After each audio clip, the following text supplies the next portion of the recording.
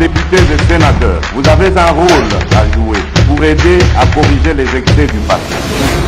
Vous les collègues du Grand Kivu, quittez les groupes armés, je vais le dire.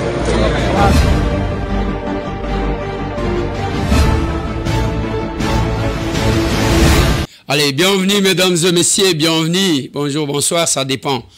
Il y a Ernini Bokozo Abisso, nous sommes là encore une fois de plus au rendez-vous de l'actualité, de l'information, de la vérité, le rendez-vous du patriotisme. Oui, nous sommes là à ces rendez-vous, Tokobeta Masolo, il y a situation à l'est du pays, Bande Konanga. Quelle est la situation actuellement?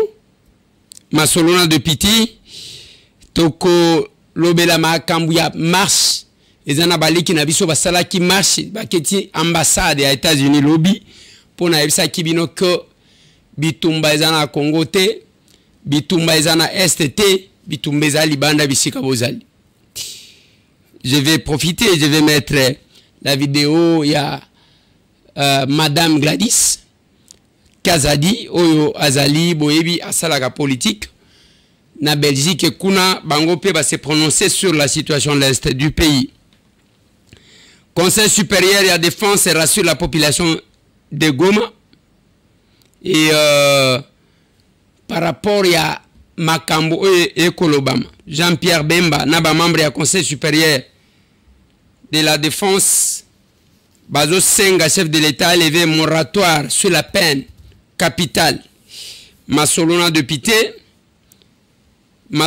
Pité, Mining Indaba 2024, Sama Lukonde Lou, la vision de Félix Antoine Tshisekedi Tshilombo. Assemblée nationale, les bureaux d'âge supervisent les travaux des commissions.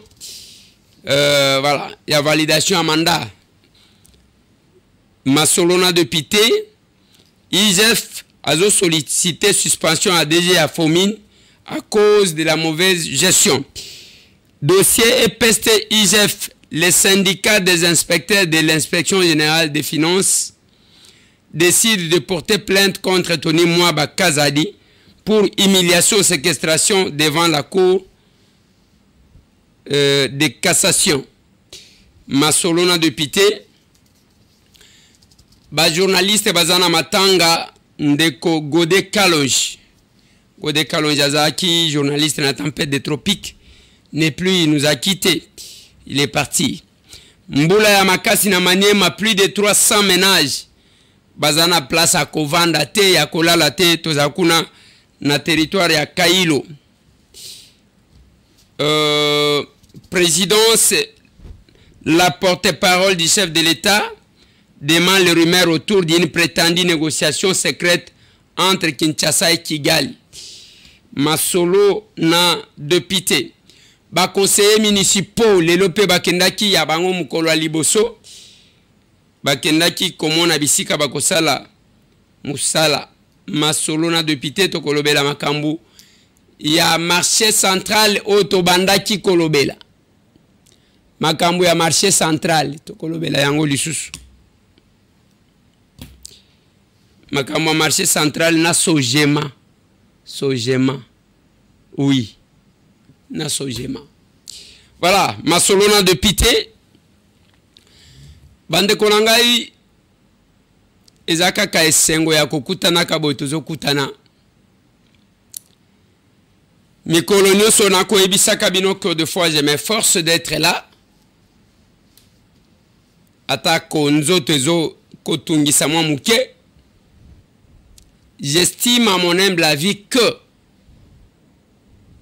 ce qui totikeli bato a lokuta espace et kozala malamu te. Et mikolo oyo nazo insister sur l'essence que les gens donnent à leur patrie.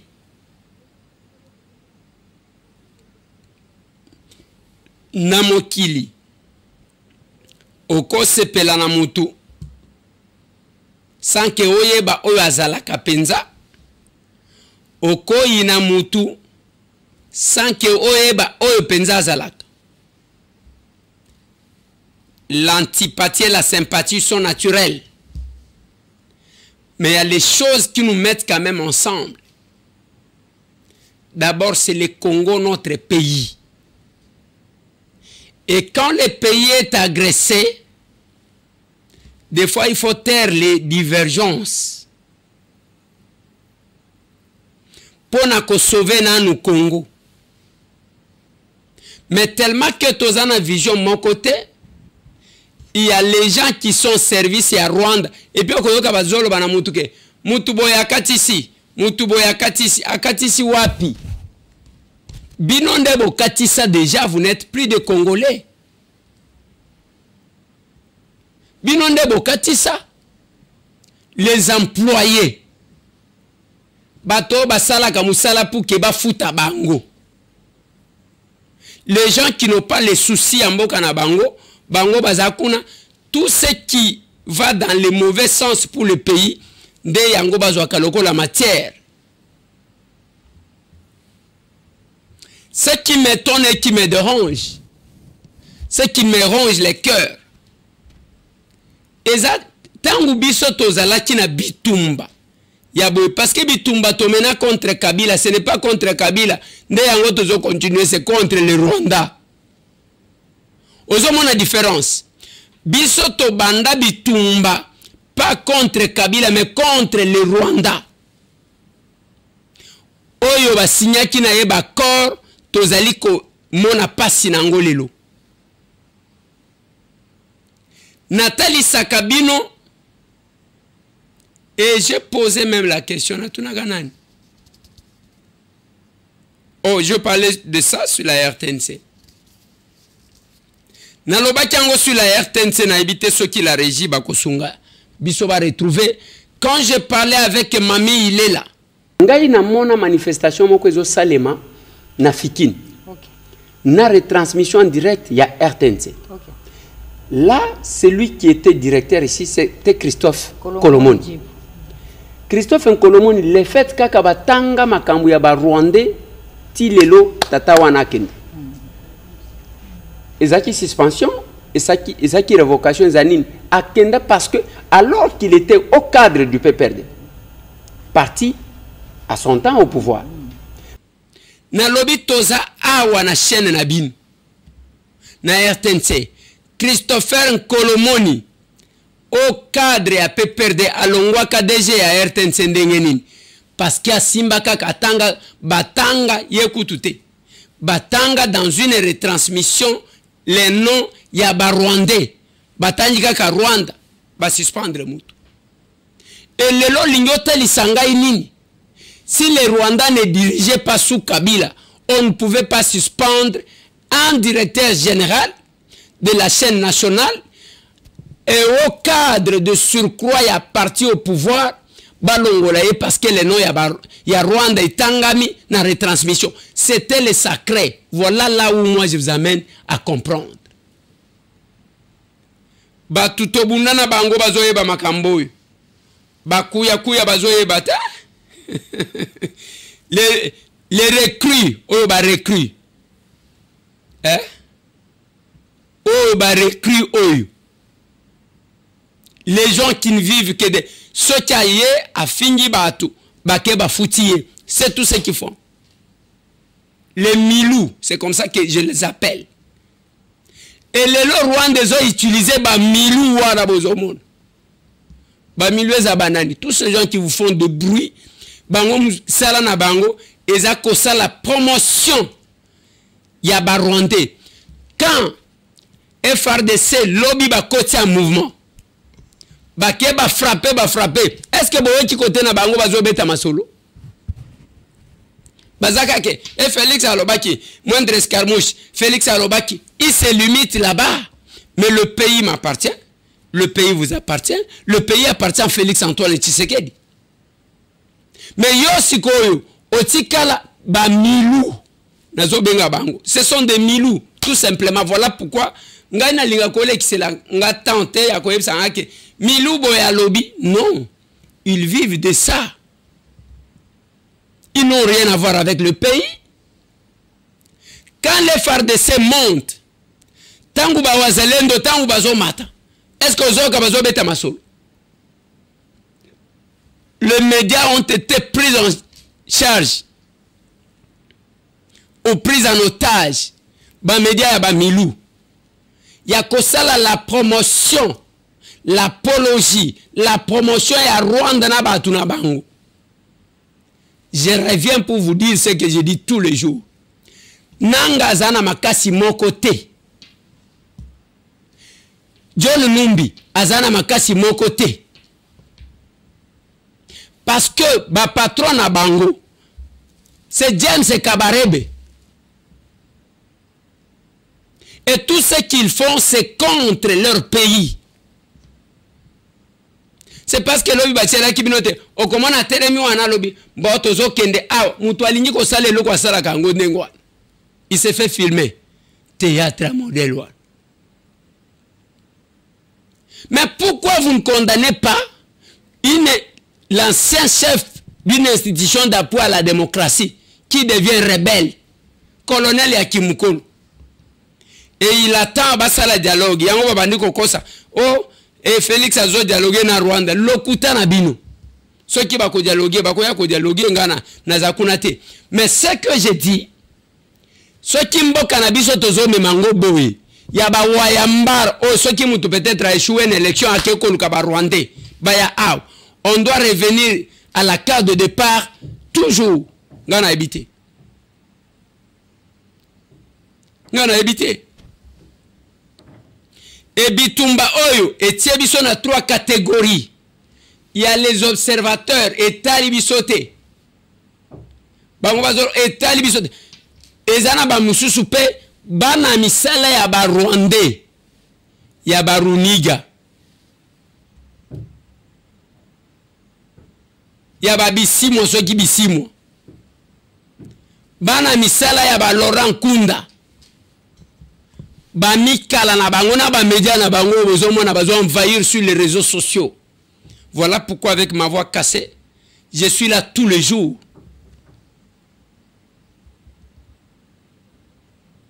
Surtout bino bande konanga bozali banda.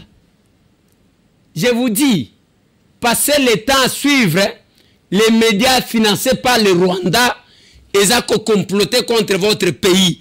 Parce que ceux qui ont paniqué, Nathalie Sakibino, je ne sais pas pourquoi on ne nous a pas mis ces militaires-là au front. Azo Yawan, oh Félix Antoine, Azo Salabo, Azo Matsamask, non. Azo le kana, tozo moneza clarté te. Boye biso, eza nini. Soki bolingi ke, toti kango, tozonga pe pa na biso, po toti ke pe mabele na biso. Toti kango tozonga. Po tozo mona, en tout cas, boyende kote ka biso. Yo, nabatu na yo, yebandenge nini ya kosolola na bango po biso tozala na solution correcte po eza oyo boyete. En tout cas, son excellence tozo senga yo na bolimbisi nyonso o yebandenge nini ya kosolola na batu na yo nyonso baza na Nord Kivu. Mabele nyonso Nord Kivu ekomi bakomi kote kande biso tozo kende bazo kende kotika biso na maboko munguna akata biso liaison mampinga l'État bakata biso liaison ndenge wana. En tout cas, est-ce que okondi makoza na basoda to ozana bangote ndenge nini bazo kata biso Goma soki Goma est tombé yeba ke Congo mobimba est tombé. En tout cas, o répondre biso ozwa souci na biso tozana ngo biso bana mboka tozo bundela nde mboka na biso tokolinga te parti na biso mabele bayi bango na mutu mususu biso moko tozala nango. En tout cas, mon président, ça l'effort nyonso, s'il fallait qu'on changer bango, pour que ça la bongote. Tokufa biso nyonso tokufa pe toko silao. En tout cas, tozo senga yo bongo. Minduki ya minene zate, bazo tangisa biso manduki ya minene. Lokola ngai na tangi nano canon sans recul. Eza na bateau batangi 14.7. Eza na bateau batangi 12.7. Eza na bateau batangi SPG 9. Mais tozo mona ngote. Tozo kende kubunda na nini? To kende kubunda kaka na kalashi na maboko. Mais munguna aza na barma nyonso ya minene. Mais biso tozo kende kubunda kaka na kalashi na maboko. En tout cas, oyo wana Goma eza makamu mususu. son excellence kaka soko zi solution ya makambo wana zo solution po tolonga soki te tokolonga te bato wana bakoya kolonga biso bande konangai même jusque hier les FARDC na ba wazalendo ils ont frappé kuna na Shasha kuna kotango balobaki est-ce que boyoki na monde na bango bazoloba ou bien moni un militaire là-bas a sali vidéo c'est de l'intox tika ko partager biloko ana kolobaka un militaire au front dit la vérité dit la quelle vérité soti oza soda obela oyebi pona nini okota musala soda il y a militaire et militaire. J'ai mon ami un frère mon cousin Jean-Pi. Oh. Quand vous causez avec lui, vous sentez un militaire. Tout le monde à l'entrée à RCD. Comme na cabine, ils sont allés au front. Mokonzi na ya quoi na front zuma sasi mwana mobile wana modèle à toka mokonzi na ye sous les balles la tiena ma pekaye ko sauver. Vous sentez que quelqu'un bénéficie d'une formation. Et ça bato été OK kuna yo mikolo nyonso ozui obani ko sala vidéo ya likamuni. Les Rwandais font autant. Et bozo pesa matière na ba journaliste o ba milou ya ba Rwandais. Et ce sont ces milou là bazolo bana bato. O ya katisa ke wapi. Binonde bozo katisa ka bozo kendaka Kigali. Binonde bozo katisa ka bozo ken Nanga n'existe pas. John Numbi n'existe pas. Il n'y a que le Rwandais qui existe en eux. Ce n'est pas difficile de comprendre ça. Ce qui Rwanda a impliqué, c'est que Sengaka dialogue, to dialogue, na Rwanda azana kacha bitumbate ponani. Il fallait nous laisser peut-être ceux qui M23 en question existait et que c'était les Congolais. C'était une question qui devrait concerner les Congolais. C'est que Sengaka ko dialogue na Rwanda, pourquoi? C'est difficile de comprendre ça. C'est là que j'ai dit aux gens, bande konanga bozali banda. Ne pensez pas que batu o bazo fingaka otale longia Félix. Oko sepela nango ko boya nango. Otale longia monsieur Tambu. Oko sepela nango ko boya yango. Mais ce qui nous unit c'est le Congo. Voilà pourquoi j'ai demandé à tout le monde nalobi na bino bitumba ezana Congo te. Bitumba ezali banda Congo. C'est aux États-Unis, c'est en France, c'est en Belgique. J'ai aimé quand j'ai suivi cette vidéo de Gladys. Il est temps qu'on s'exprime par rapport à cela. Alors avec mon collègue et aîné Pierre Compagnie, nous voudrions nous exprimer concernant le conflit qui sévit à l'est de la République démocratique du Congo. Un conflit qui est mis sous silence et qui pourtant ravage des vies, terrasse des familles, et aucun conflit ne devrait être mis sous silence. Alors cette injustice doit cesser. La vie des Congolais compte. La vie des Congolais doit compter pour toutes et tous. L'injustice est flagrante dans cette histoire que les Congolais doivent vivre. Et que ceux qui sont et celles qui vivent à l'Est sachent que nous avons un regard attendri envers eux. Et que nous ne manquerons pas de faire les efforts utiles afin que l'on parle, afin que l'on réagisse proportionnellement à ce qui se passe quand il y a d'autres conflits ailleurs. Et pour le Congo, nous disons, la Belgique devrait et sera avec vous. Merci. Voilà. Et ce que je demande, Ezaya que Gladys, ndenge bozawana, bokende au-delà. Pona kosale la mboka na bino. Oui, bozaba belge, mais ki belge wana ezaka ya mikanda, mais makila ezaliao. Bokende au-delà. Botalisa mokili que finalement on veut la démocratie, on ne veut pas la démocratie. Si on veut la démocratie, il y a eu passation à pouvoir entre Joseph Kabila et Félix Antoine Tshisekedi Tshilombo. Tokei. Le lot Tokei, Félix Antoine Azana, deuxième mandat naïe. Et on veut tout casser. To bande la zéro, to solorana ba Laurent Kunda, oyo bananga na ba John Numbi bazali ko incarner na ba James Kabarebe. On ne fera pas ça. Bon, le chef de l'État peut décider autrement. Mais moi j'ai dit ngai tambo. Villageois de mon état. Na lobi tozana posa na ngote. Et le mal, milimo etambola na Congo o ceux qui batubaye baka. Avant-hier, je vous ai fait remarquer quelque chose. Kemboka oyo, ezamboka moko nzamba linga mingi. Parce que tangu ba européen bazo kabola bamboka, ezaba oyo bazu oyo ba oyo bazu ba komi na Congo balobi oyo. Ezaya biso nyonso. Celui qui appartient à tout le monde, il n'y a que Dieu qui appartient à tout le monde. Autrement dit, le Congo appartient à Dieu, quel que soit mitema mabe ya bato. Et Nathalie Sibino comment bato bakenda batante na Mobutu. Mobutu abaluke libango. Batante na Mzee Laurent Désiré Kabila. Na suka alobi ne jamais trahir le Congo. Alors que ça signaka ba mikanda na ba Rwandais. A combien nationalisme côté lié. Molimo ya Congo côté lié. Alobi ne jamais trahir le Congo. Il a laissé sa peau. Lelo nous avons Félix Antoine Tshisekedi Tshilombo. Azola Kisakagame Musapi. Ne fût-ce que ça. Vous ne pouvez pas soutenir cette action. Il y a Ketozachi Koluka. Tant que le Congo a causé la Congolais, il y a Makila. Et Kokenakate. Et au Canada, et Kotika la Kaganengwa. Bino ba milou. Na balie na bino. Les gens qui refusent de servir la République, bazo servir ba individu pour na kotala pour que parce que ba compense avec $1000 la fin du mois. Ce qui est grave. Ce qui est grave.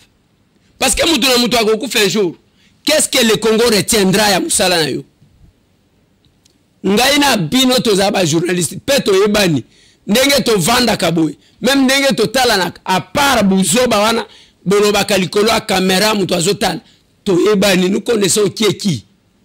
C'est parce que to tala kaka to lobi tchana c'est Godé Kalonji est parti. Ce grand journaliste là est parti. Tout ce qui lui reste c'est quoi? Oya Salaki dans le cadre de sa profession, mais aussi pour son pays. Azaki, parmi les journalistes au bazar, là qui n'a pas défenseur et droit de l'homme. Godé. Mais yo tikala, il faut pas ça là. Molimo Oto Bimisa n'a pas chroniqueur et à musique. Deboye kola tango, comme il peut pas chroniqueur politique. Biso ba tutola kisa biro musalango. To tikali kaboy. Jamais kokutaka vidéo mais c'est tamboazo finga moto na finga karanga batute. Mais je suis libre de mettre un point de vue.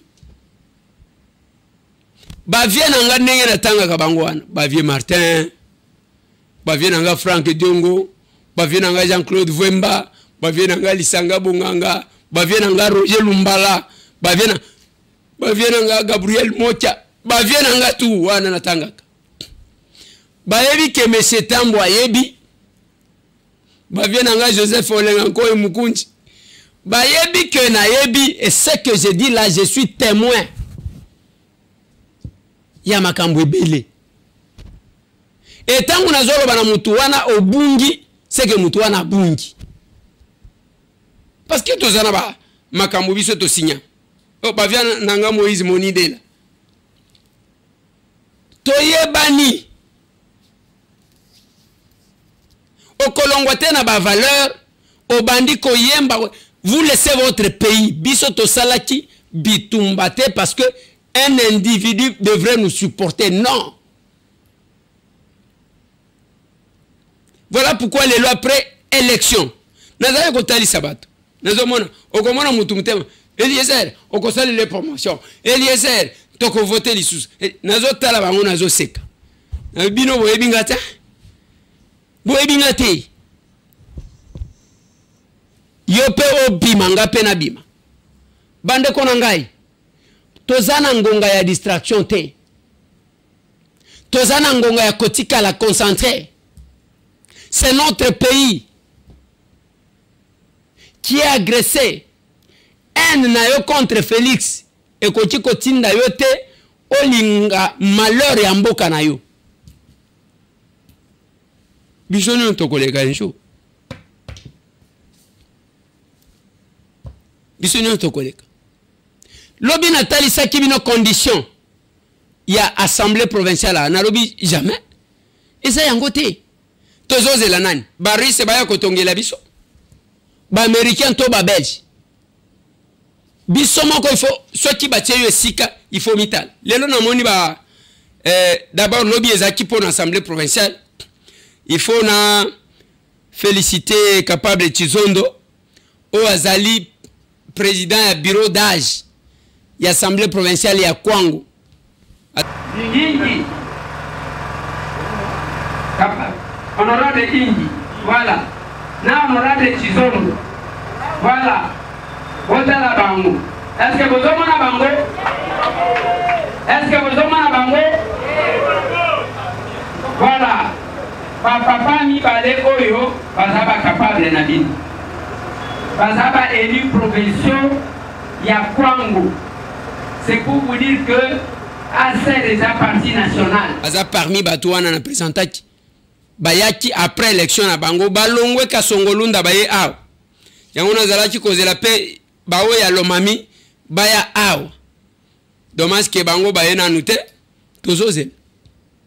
Balongwe ka songolunda baye aw pona kozwa instruction koyeba nini akosala. Mais si quelqu'un veut faire la politique comme tout le monde, on le laisse. C'est la politique comme tout le monde. Nous avons une petite connaissance. Et les lots, ce sont les conseillers municipaux. Je vois les images à notre conseillère municipale. Julie Nakabinda. Kuna bazoye.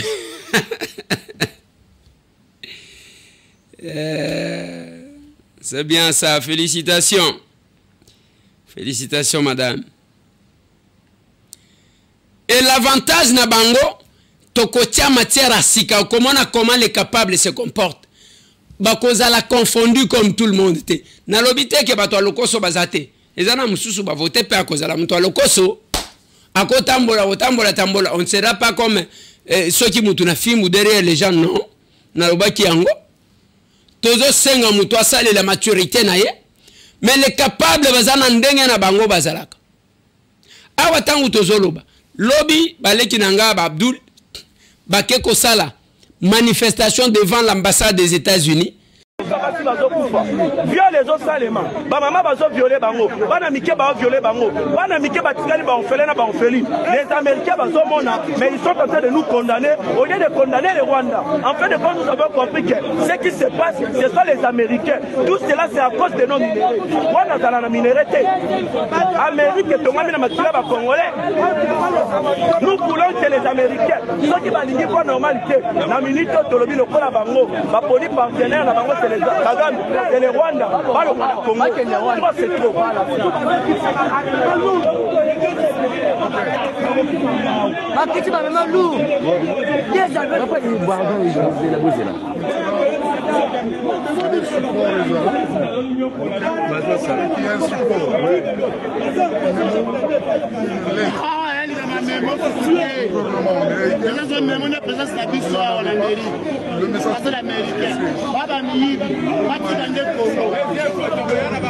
Parce que nous avons compris ici au Congo que la guerre n'est pas ici. La guerre est là. Nde yango bomona ki communiquer ya kikobim. Bitumbezali awate bitumbezali banda. Rwanda zabo mukebo. À part qu'on manipuler l'opinion, bah utiliser même pas tout le monde. Rwanda zaboye mukeboye. Et le côté ndenge baloba ke soki omoni mwana susu atondi na nzungu yeba ke mama na yaza na se.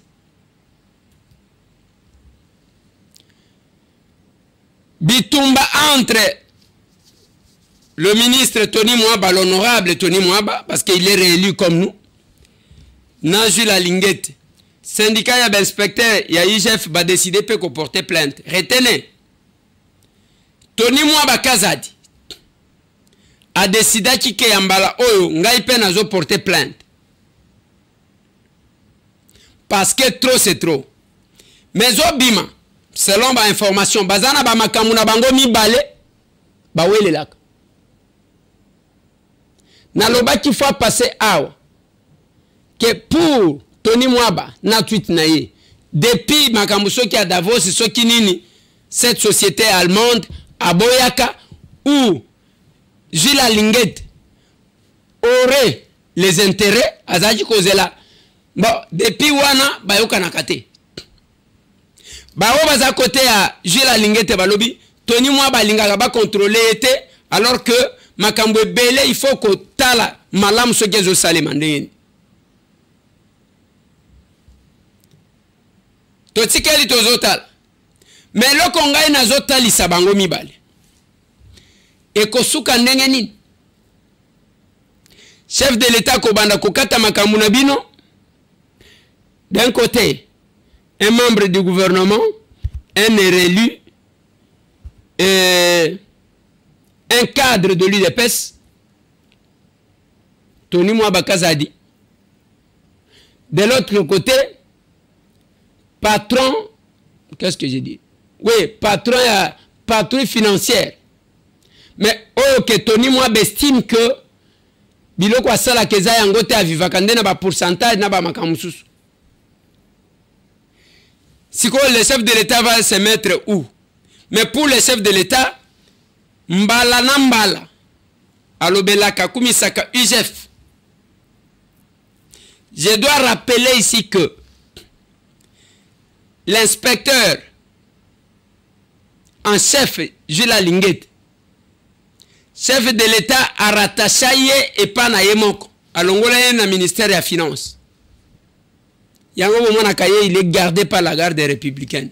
Oui kinge la ka mukonzi mboka. Et de l'autre côté, c'est un haut cadre de l'UDPS qui estime que il y a acharnement contre lui.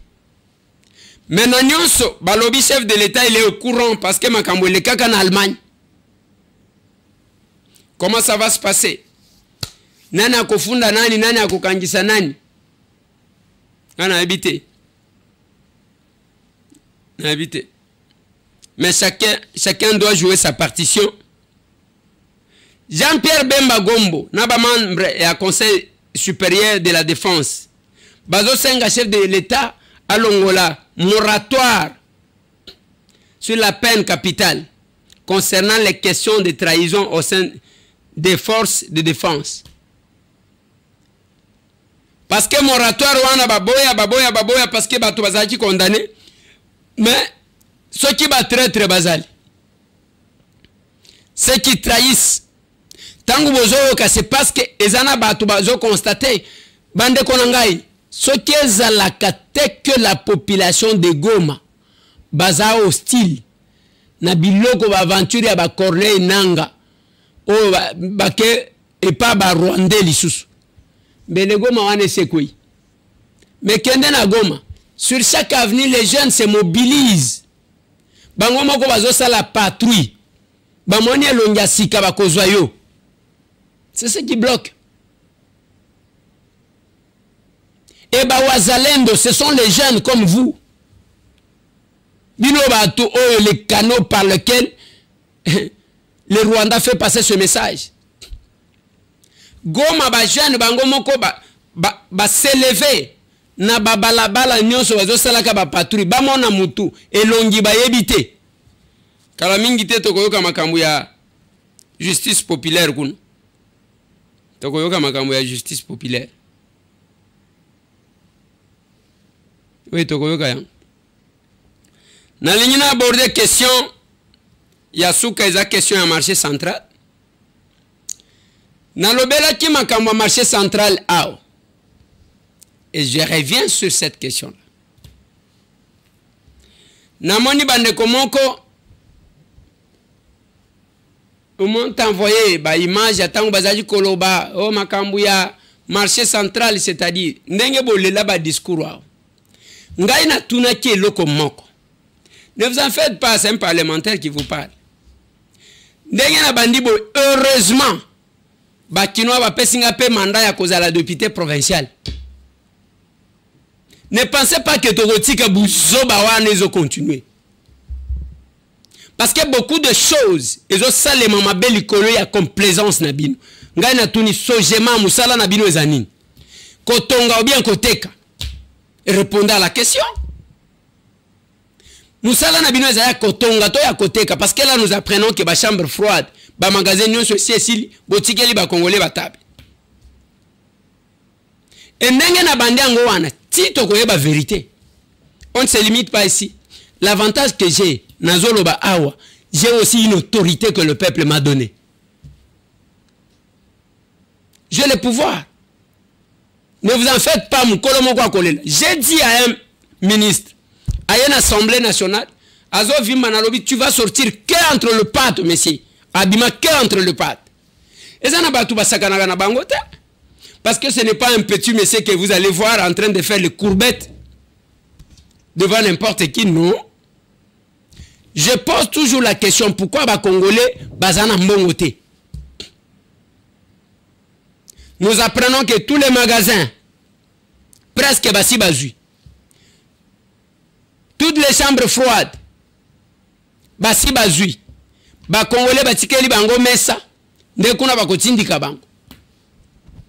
Ndekuna tozoka ke il faut kokende na caisse, kokende na banque, kofuta soki $550, kofuta $500 au pesi, alors $50, donc au pesa bango na maboko. C'est ce que nous apprenons. Et vous prenez les gens pour les imbéciles. Boye bingai biente. Nataka mutute nesika. Bome kakaka. Ba Congolais toko sandeni, toko bana koteka ka kwanga, namoni mundele moko azoloba, ngana kozela te nazo tumba taba, boya bo sala ainsi de suite. Oui, nous encourageons les Congolais ya koluka mbongo. Ya kovanda te ko sengaka. Je vis caricature moko, ya que soit na tongo au lever option ya que au continuer kolota au lali, soit au lamuti pour que aucun de ko réaliser ndoto na yo. Il faut travailler, je l'ai dit à beaucoup de gens. N'attendez pas à cause de la kosenga ba service pendant que tangu tozo benga ba capable yo zo yate batumisu basale la yo musala après obandi kosenga ba faveur, ça ne se fera pas. Et que ça le matin? Et que ça le matin? Bande Konangai, dossier à marché central, na kozonge lango, et je vous assure que je vais utiliser mes doubles casquettes. D'ici Kawana, je vais utiliser. Nous avions soutenu Gentini, pourquoi? Parce qu'il y avait un Libanais qui était devenu bailleur, mais Chassan a commis bailleur à foutre Sakaba Congolais, te l'oublie jamais. Moi, j'ai soutenu Gentini Ngobilambaka, là où il est, il m'entend. La démarche n'est contre Hassan. Et si vous pensez que ça va continuer comme ça, il s'agit juste que changer, qu'on ne voulait pas, qu'on ne pas. Nalobi bo sojema musala na bino ezaya kotonga to ezaya koteka. C'est compliqué. C'est compliqué. Tout ce qui va à l'encontre, il y a bien-être à peuple. Vous allez me trouver debout et je me tiendrai là. Ne vous en faites pas. Tous les mina commissionnaires, tous les mina les gens qui sont prêts à tout hypothéquer parce qu'il y a à se retrouver. Est-ce que c'est normal? Mais ceux qui votent les mêmes qui sont politiciens, alors que yo moko zando qui collèguent ba politiciens, c'est compliqué. Allez, je vais terminer là. Je vais terminer. Bandeko ya Manyemba, kwetu akutoke boy shoka ikalungua mupini kabaki. Na kila muzungu na meza yake. Na kailo plus de 300 ménages. Bazola la libanda. Likolo ya mbula. Lobi tozana match na 21h. Tosambele la équipe nabiso Léopard ezo sa la fierté nabiso.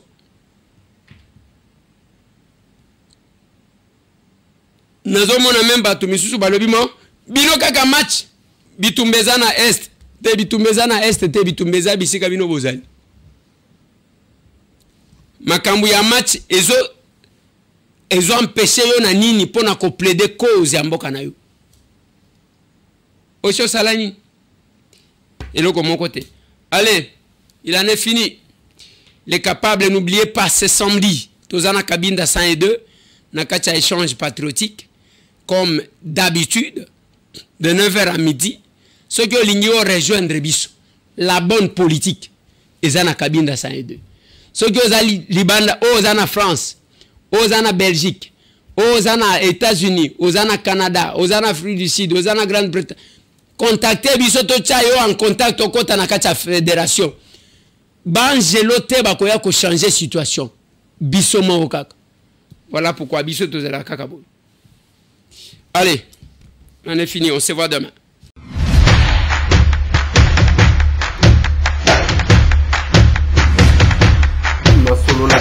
Honorables députés et sénateurs, vous avez un rôle à jouer pour aider à corriger les excès du passé. Vous les collègues du Grand Kivu, quittez les groupes armés, je vais le dire.